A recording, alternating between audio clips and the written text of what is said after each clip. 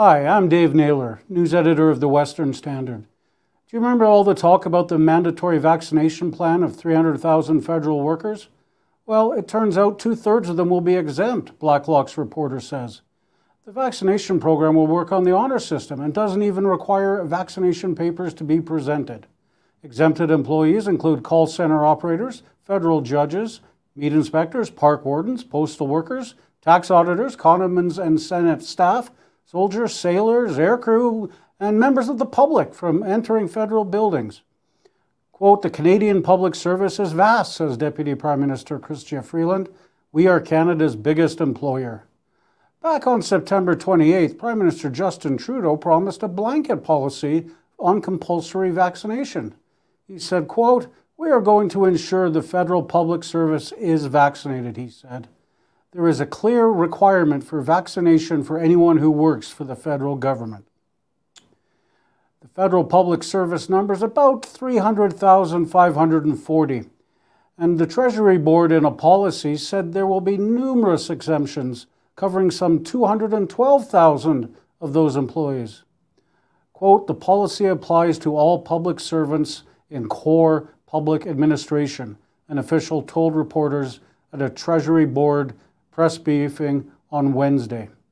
The distinction exempts employees of Crown corporations such as postal workers and staff at federal agencies such as meat inspectors with the Canadian Food Inspection Agency. RCMP and border agents and prison guards are included in the plan and must be vaccinated.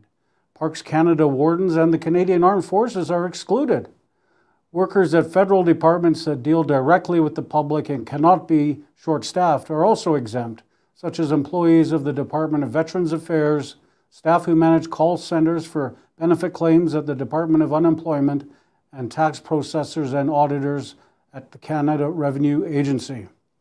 The Treasury Board says employees in, quote, "core public administration," unquote, who are included in the order can comply by filling in an electronic statement claiming they are vaccinated without proof, or claim an exemption under the Canadian Human Rights Act on religious or medical grounds.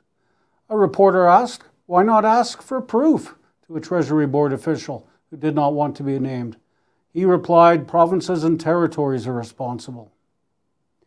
If we have to show a proof of vaccinations to enter a restaurant, why is the Government of Canada not expecting them to have the same policy?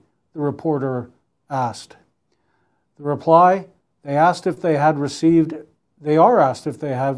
vaccination, replied an official.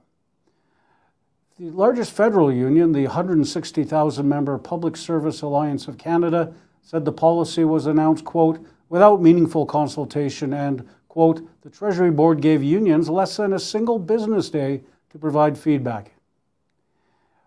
Quote, "How much of it applied matters," the Alliance said. "How it is applied matters," the Alliance said in a statement. "We know increasing vaccination rates is the best and most reliable way to slow the spread of COVID-19 in our workplaces and our communities and encourage our members to be vaccinated. However, if the goal is to keep the workplace healthy and safe, this policy still falls short." For the Western Standard, I'm Dave Naylor.